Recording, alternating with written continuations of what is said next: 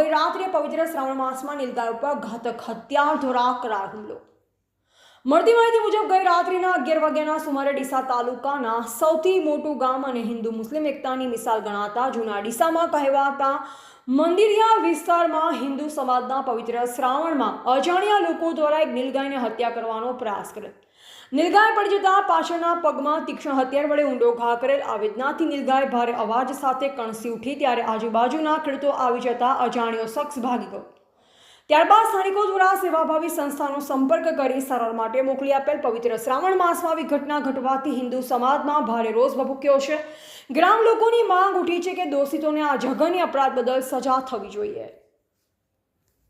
નમસ્કાર મિત્રો, આજે હું જૂના ડીસા આવ્યો છું અને મને મીડિયા મારફત જાણવા મળ્યું કે જૂના ડીસા બદાવા વિસ્તારમાં એક નીલગાયને કોઈક શખ્સોએ પાછળના પગમાં ગોળી મારી છે અને ગાય ત્યાંથી જ્યારે એને ગોળી મારવામાં આવી ત્યારે એ ગાય ત્યાં આગળ પડી ગઈ નીલગાય।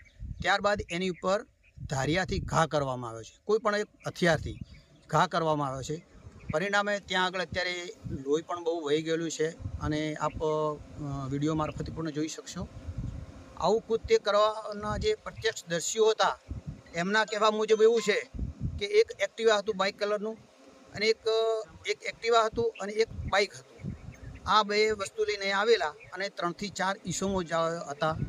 અહીંયા જ્યારે ગોળીનો અવાજ આવ્યો ત્યારે બાજુના ખેતરમાં જે ભાગ્યા તરીકે ભાઈ કામ કરતા હતા એ દોડીને આવે એ પહેલાં તો એ લોકો એક ભાઈ ઊંચી વાડ હતી એ વાડ કૂદી અને ભાગી ગયો, જેના પગના નિશાનો પણ અત્યારે આપણે જોવા હશે તો જોવા મળશે। અને એ રીતે એક અબોલા પશુ ઉપર નિર્મમ હત્યાનો ગુનો કર્યો છે તો આની ખરેખર તટસ્થ તપાસ થવી જોઈએ અને જે કોઈ ગુનેગાર હોય એને સખ્તમાં સખ્ત સજા થવી જોઈએ એ જ અમારી માગણી છે। હું જૂના ડીસા 11:30 વાગે ઘરે હતો અને કૂવા ઉપરથી મારા ખેડૂતનો ફોન આવ્યો કે કંઈક અવાજ થયો છે ગોળીનો અને કે એક માણસ કૂદી અને આપણા ખેતરમાં આવ્યો છે। એટલે હું તરત ત્યાંથી જૂના ડીસાથી સીધો મારા ઘેર આવ્યો અને એ સમયે અહીંયા સ્થળ ઉપર આવીને જોઉં તો નીલગાયને એને ફાયરિંગ કરીને ગોળી મારેલી અને પાછળથી ખૂની ખેલ કે જે ક્રૂર હત્યા કહેવાય કે જે આપણે એને કોઈ વર્ણન ન કરી શકીએ એવું એને પાછળથી એને ધાર્યું મારીને પગ આખો કાપી નાખેલો। અને એ પરિસ્થિતિ જોયા પછી અમે જલિયાણા ગૌશાળામાં અમે એમને ફોન કરી અને એ ગાયને ત્યાં એ નીલગાયને ત્યાં રેસ્ક્યુ કરાવરાઈ અને એના પછી અમે તપાસ કરતાં અમને કંઈ જે અમારા ખેતરમાં થઈને કૂદીને બહાર નીકળેલા અને સવાર 3:30 વાગ્યા સુધી અહીંયા એ રૂબરૂમાં અહીંયા આવ્યા જ ગયા અને અમે સવારમાં ફેર આવ્યા, તપાસ કરી બધી બરાબર, કોઈ જગ્યાએ કોઈ એનો બીજો કોઈ પુરાવો મળ્યો નથી, પણ અહીંયા નીલગાયને અહીંયા મારી એ જગ્યા અમે સ્થળ ઉપર અત્યારે આ ઇન્ટરવ્યૂ આપ્યું।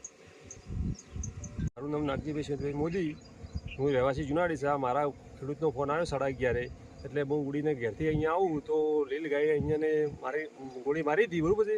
T20 બાઇકવાળા હતા, એક્ટિવા હતું, 4 જણા હતા।